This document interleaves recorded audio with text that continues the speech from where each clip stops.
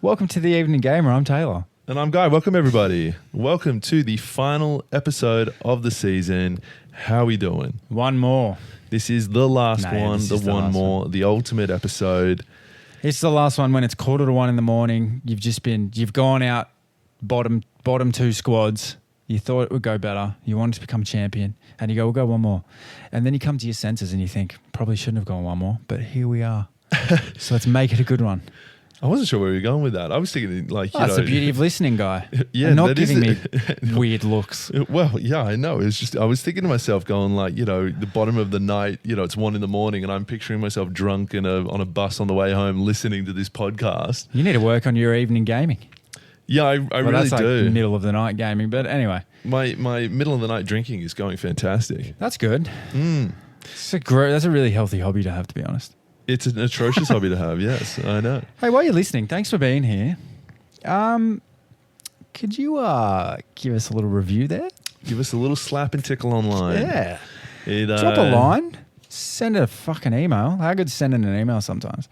But also, that star rating that you see if you're listening on Spotify, Apple, wherever you're listening, because we're everywhere, just give us a little star rating. 5 if you love it. 1 if you hate it, and you can fuck off. Wow. No, I'm so glad you're explaining the star system of rating. 5 is good, 1 is bad. But we have a website. Hang on. We have a website, theeveninggamer.com.au. We also have an email, info@theeveninggamer.com. I'm pretty sure .au. GL. Thanks for being here. Last one of the season. Yes, and we're going out in style, really, really bringing the energy in this one. I feel like we're actually doing okay. I feel like we're both absolutely tired, but we're going to crack one out. And yes, to Taylor's point, you've been with us through the journey this year. Thank you so much for listening and engaging with us. We've really enjoyed it. It's the feedback Hundo thou. has been positive from our listeners. There's been obviously some highlights. There's been some lowlights. We're going to go over a bit of a review of the year. I've certainly done a little bit of homework to keep Taylor on track today. Excuse me? Hey, I love the agenda. Keep going. Yeah, we got to stick to a plan. Contract that bad boy. Have we had any write-ins? No. Okay. I actually think we have, but next year. I did chat to somebody last weekend who I was a massive Baldur's Gate fan. Oh, yeah? And she and I got into a long chat around builds, the story. She's played it through 3 times. Holy wow. I know. Has she played anything else? No. This year? No. So she's really into Dungeons and Dragons. And that makes sense. Baldur's Gate, is Dungeons and Dragons, 100%. In a sort of an offshoot of it kind of thing. But anyway, she and I had a great chat about it. She agreed with me wholeheartedly that choosing a rogue isn't the best choice for playing Baldur's Gate. You said that in your little review of it, didn't you? I did, because this is the classic thing of going, so you can be an archer and you just, any game. Think about Elden Ring or whatever it is. All you do is shoot bow and arrows. Or you can be a fucking mage. That's why I didn't go with Archer and Baldur's Comets, Gate. or, Firestorm, Ice this, cloning, whatever. I don't know. Mage, a sorceress. Think of the variety of skill builds you've got in that versus shoot an arrow or shoot 3 in quick succession. Like, sweet. Yeah. That's why I didn't go Archer and Baldur's Gate. Because I was like, I don't want to be locked into ranged. Yeah, no, I mean, it's a stupid choice. I played the whole game like that. I shot myself in the foot, literally. So, because you're an archer, you see what I did there. So, pun intended. Going forward, this is pun intended media. From this point forward, I'm going to go mage, sorceress in any game I play. Hate it, no matter what. No, you got to go warrior, bro. I've done warrior so many times. I'm always tank. You got to go warrior, featuring a little tickle of magic. Well, but that's very hard in Baldur's Gate. Cross-building, if it gets to that point, sure, I'll do that. That's why I like Souls. They incorporated that cross-build. You get some variety. Oh, speaking of Souls, man. So you know how you gave me a nudge the other week because it was like, I need to go back and finish Shadow of the Erd Tree. I did, yeah. Because I'm pretty much it's just to beat over 100% of it except beating Radahn. Right. What is that boss, mate? Not good? Like, I'm here for the challenge.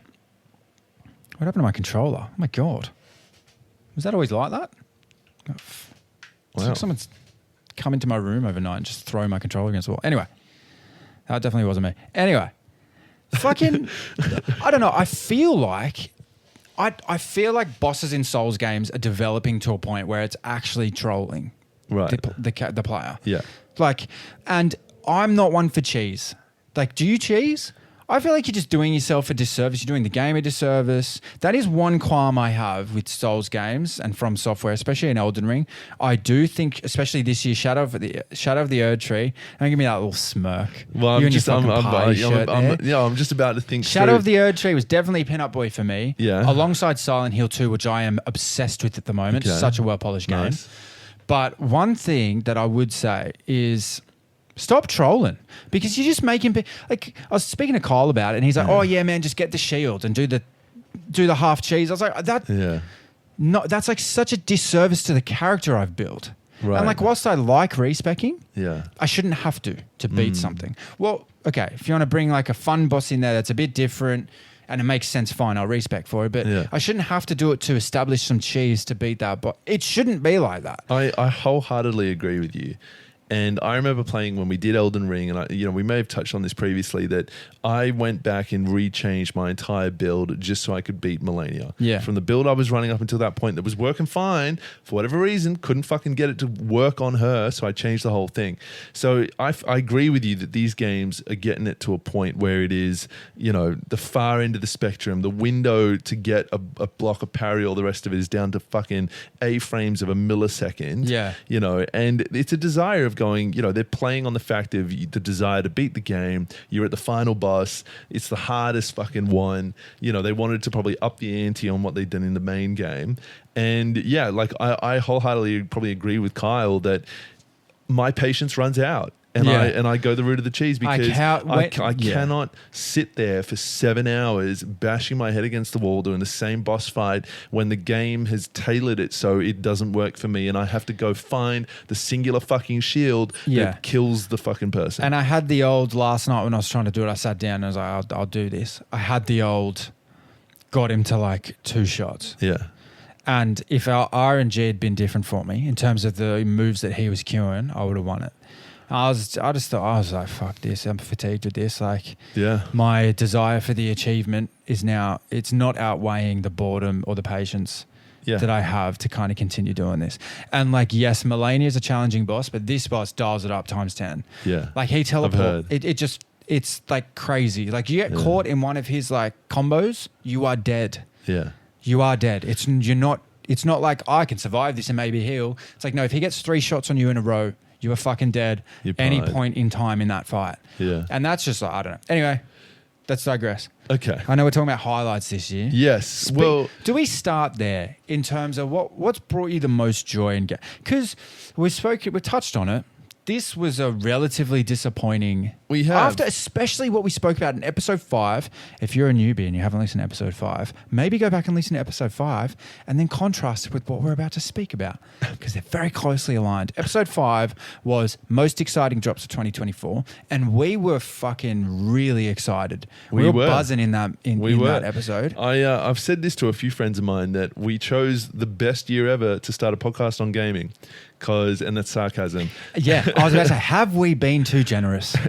Well, to be fair, a lot of our reviews have been backlogs, but new drops have not been that great. No, I mean, I said it in the last episode of all the games that were nominated for Game of the Year is a perfect snapshot comparison to previous years and symbolic of the kind of year that we've had. And you go through the list, and these were my big releases of the year. And think about how many of these are misses. Pal World got a lot of hype on it. This was a Pokemon sort of killer. Fair few people played it. Frostpunk 2, Frostpunk 1. I've always been tempted on those games. I've never pulled the trigger. Star Wars Outlaws, flop. Absolute flop and a disappointing one. Space Marine 2, I think holds a place. Tekken 8 was apparently really good. Had a very high review. I'm not a big fighting game kind of guy. It's sort of, I remember did Tekken Tag back in the day, but it's probably the only Tekken I ever did. Silent Hill 2, you're playing at the moment, rating about, I'm keen to ask you first impressions in a little bit. Sure. Dragon Age Veilguard, I might play that over the Christmas break just for the sort of playing all the previous Dragon Age when I was younger. I'll give it a run. Pacific Drive, I played for about 10 minutes. A lot of people really rated that one quite well. I might go back to it. Prince of Persia, a platformer of old. A lot of people rated that one. The Elden Ring DLC. Dragon's Dogma 2, Wukong. a flop. Wukong, in our opinions, little floppy. Helldivers 2 and Astro Boy. So, there's some big name ones in there. 2? Yeah, Helldivers 2. I was thinking of the other one. My apologies. Yeah, of course. So there is some named titles obviously in there. Dragon Age and Star Wars Outlaws were probably the two that should be far more up there in the categories. The fact Helldivers 2 and Space Marine 2 are not in the Game of the Year nominations are quite surprising to me. It seems over the course of the year, I even read another article today that was putting Balatro as number 1 Game of the Year. You know what's funny is crazy. I'm going to call it here because you're right. There are a lot of misses on that list. And I'm going to say it's because there's very few fresh ideas on there. A lot of the biggest disappointments on there are sequels or a part of movie to game adaptations that have prequels. Or that have an ongoing narrative, like Star Wars. Right. Helldivers 2. Okay. Sequels. I see what you're saying. And so we have comparison. Yeah. And sequels often drop the ball. Like Dragon's Dogma 2, it's another sequel. Yeah. And it's either too much of the same or it's disappointing on what they wanted to deliver on. And so I think when we go down that list, there's so many sequels on there that it actually doesn't surprise me that it's been a miss of a year. Yeah, like it's an interesting topic because sequels in films often get slammed because they're rushed out because of the hype on the first one. They want to continue it going, and they're continuing a pre-established storyline. So the first one is always a new and creative, a different idea. The second one is just more of the same, and so the audience becomes a little bit samey. And often creative outlets are going, do we go the safe route or are we changing the game? We're really switching it up.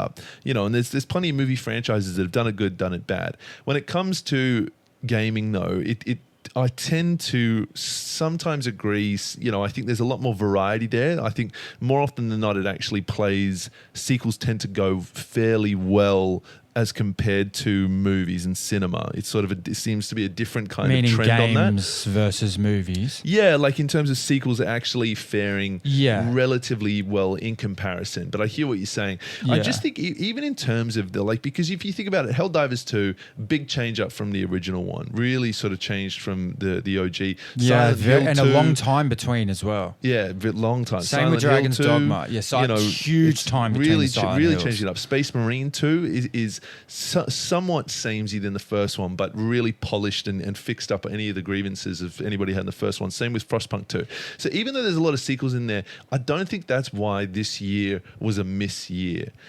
I just think when you compare this year with other years, it was like the quality was a level above that. And I'm yet to sort of diagnose what the exact problem is, because not only did this year we have a lot of these kind of not quite hitting the mark games, there was a ton of closures of studios, which I found really interesting. It feels like a very clean house year. It does a bit, almost like the top of that curve kind of thing, and it's almost like the correction right now. Yeah, you know what I mean? Like we discussed this the other day of the huge uptick that gaming went on during the pandemic. Like just games coming out left, right, and center. Player base is increasing because people were stuck at home, especially seasonally. Like the Christmas period's a huge time for gaming, and it just doesn't seem like that right now. It doesn't seem like there's been any timed drops for this holiday season. Well, as you said, there's a lot of clearances and closures and layoffs and a lot of misses. And like how many? I think we've spoken about 3 games that have either called it or been pulled from marketplaces, like Payday 2. The other one that we were talking about as well, the Ubisoft one. They were embarrassed about their player base numbers. Yeah, so, like this is a crazy year for gaming, especially given the bullish forecast that we walked into it with. Yeah. Yeah, I mean, it is. And like even looking back over the games I played over the course of the year, a lot of them were probably back catalog ones that I'd kind of missed when they'd gotten dropped, and I went back and had a go on. So I tend to prefer, like, if Star Wars Outlaws popped off and was good, would have played it from day dot. Yeah. Space Marine 2, I should have played from day dot, to be fair. Dragon Age Veilguard, if it was good, I would have played it from the jump. Dragon's Dogma 2, I did play from the jump. Helldivers 2, I played from the jump. Both of them held me for a period but didn't wow me. With your question on timed exclusives coming up for the holiday period, Xbox has released Shadow of Chernobyl 2, so you can get that on Game Pass, and Indiana Jones, the Bethesda, I believe it's Bethesda one, and that's also released on Game Pass. Yeah, true. They're actually two promising games. They are. And so I've downloaded both to me box, and I've started on Shadow of Chernobyl 2. What's your Xbox called? Do you know what the actual console is called? Oh, like what the name I've put into the console. Yeah. Is it Me Box? If it isn't, it is now. Keep going, sorry. Those two games look really promising, and I've started playing Shadow of Chernobyl. So, just that looks all right. To drop into the episode of, not doing a full not all review, doom and gloom. It feels fairly doom and gloomy. I'll tell you that much. Started playing the game. If you don't have your flashlight on, you can't see shit. It's one of those ones where the cone is really like, if you're in a dark, cavernous place, it's very dark. Yeah. Which you increase the brightness on that bad boy. Far out. It might be time for a new monitor, my man. No, the monitor's fine. Have you sent Santa your Christmas list? I have sent Santa my Christmases, yes. And a new monitor is certainly not on Can't put coal in an Xbox, mate. What? I don't know. No, but it's not all doom and gloom. Check this out. There's some good news this week. Bloodborne. They've flirted with Bloodborne not being Sony exclusive anymore. So that could be in development for Steam and Xbox. Yeah, Bloodborne. Which one's Bloodborne? The Souls-like. The last Souls-like that Sony's holding on to. And also Witcher 4 is apparently in production. Yeah, I saw that they weren't going to make Witcher the number one. What? Geralt isn't going to be the main protagonist. Oh, right. I saw something on that. Oh, right. Well, this is following from the Wild Hunt, right? Yeah. So not all doom and gloom. Some good news coming out of gaming. And, I mean, also with the push of Assassin's Creed as well. Like, I don't want to just do it again and say next year, man, next year. But I feel like fucking next year. Well, I mean, the great thing about sort of Did you Google Bloodborne? Yeah, I did, because I was like, I swore it wasn't called that, and I was dead right? wrong. I was dead wrong.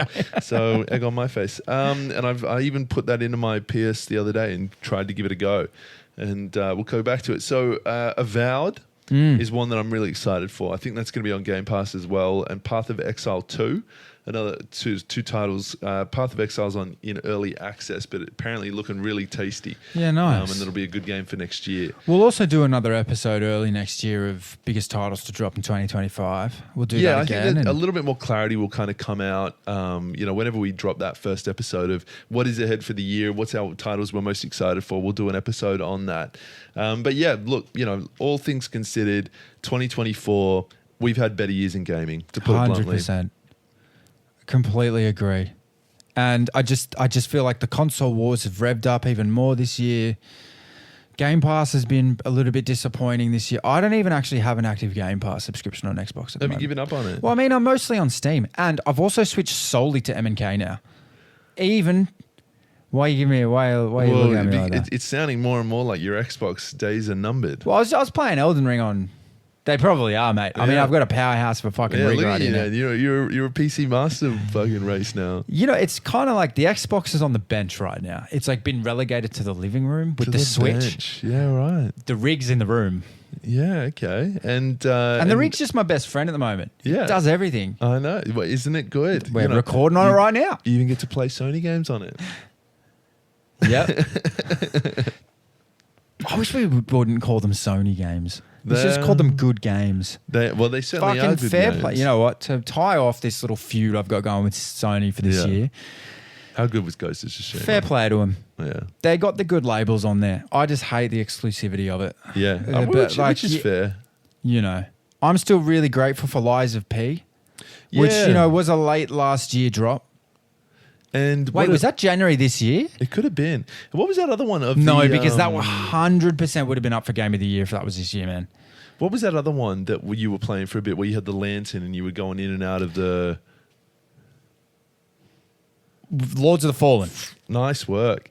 And I was thinking about that today, being like, you know what? Over the Christmas period, that could be worth a second run through. I think because I didn't do NG+1. Yeah, I think they've done a good update on it. That is a good game. That is a good game, and I bet you can get a Black Friday sale on it or something in the Game Pass or whatever. I think it's on Game Pass, yeah, or whatever console you're on. That is if you like Souls and you want to immerse yourself in a single player experience that you're going to fucking enjoy with options for multiplayer, with challenge and entertainment, and decent storyline and something a little different. Play that game. That is, I would recommend that to anyone, and not actually that hard. Some challenge, but not Elden Ring. Or Sekiro-esque. Very manageable. Okay, nice.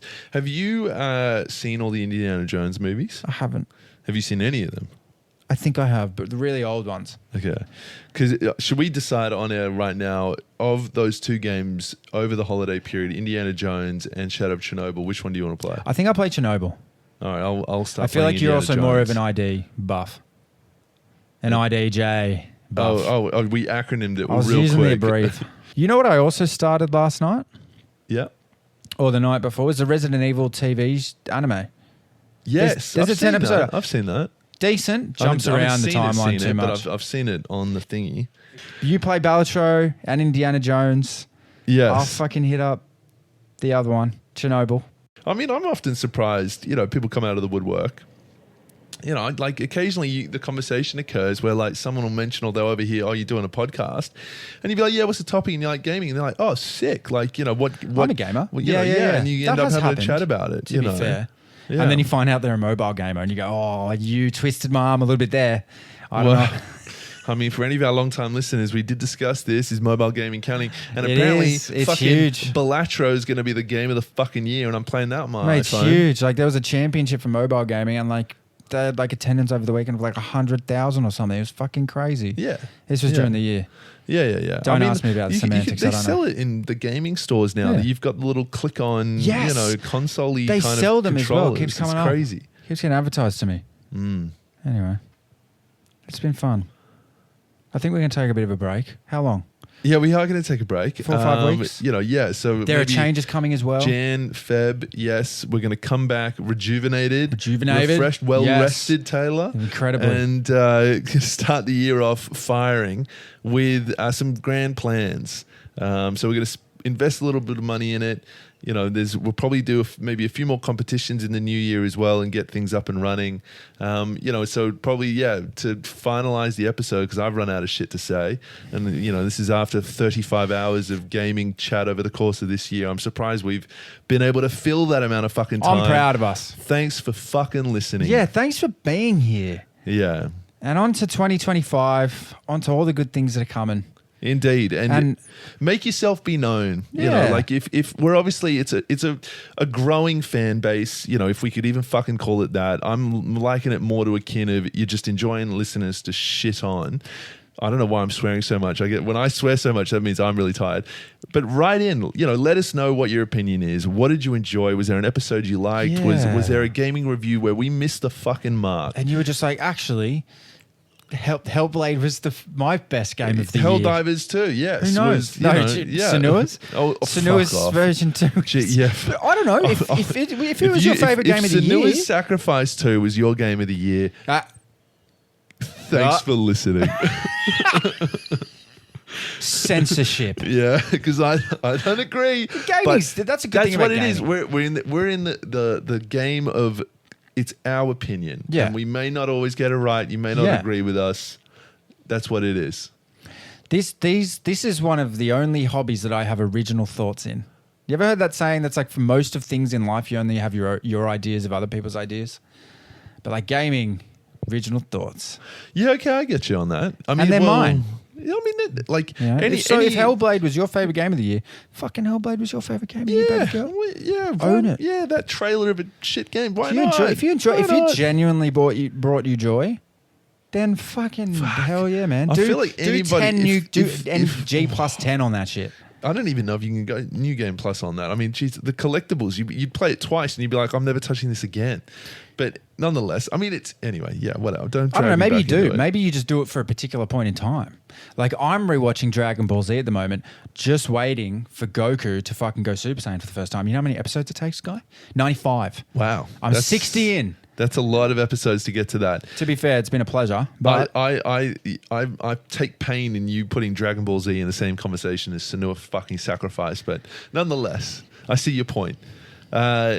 Terrible game. So Dragon. Oh yeah, there was something else I was going to say around. We talked briefly on reviewing. Yeah. There was a TV show that we watched or something that we said that was really good, and we recommended it to people to check it out. Yes, Dark Matter. Fucking yes. Still haven't finished. I've got 2 episodes left. Oh mate, fucking so good. So on Apple TV, which is pumping out some good shows at the minute. It really is. Silo. Yeah, Silo's a pick for me. The second season, my man. Season's out at the moment. I'm watching it. I'm really enjoying it. Oh my word. Not only, I think maybe next season we feed in a little bit of a splash of recommendations. I obviously did my review of Gladiator 2, so we might dabble in a little bit of the other arts, but not to the point where it's a whole fucking episode. Gaming will stay pride of place, but we might just go, hey guys, there's a fucking TV show that's worth checking out, and my recommendation for the holidays, if you haven't done it, is Silo season 1 and 2. Strap in, strap on. Strap on. There are changes coming, albeit subtle, but minor tweaks. It's all about that content, baby. But I am keen for those of you who have been loyal over the course of this journey. Have yourself been known to us. Here, just it's a community, But engage with us because come next season, I'd love to do some competitions where for those of you that have stuck the journey, kind of go, we're paying back the faith. 100%. But most importantly, share us around. Yeah. No. Make your mum listen to us. Yeah. Get your mum up in here. I don't know why your mum. I don't know why you're pointing at me, but now I'm pointing at you. Fucking most importantly, don't be an NPC. And keep leveling the fuck up, everybody, for Christmas. Keep fucking pushing. Merry Christmas. Or happy holidays. Happy Hanukkah. Yep. Have a happy new year. And have a great Chinese New Year. Yeah. Enjoy it all. Oh my God.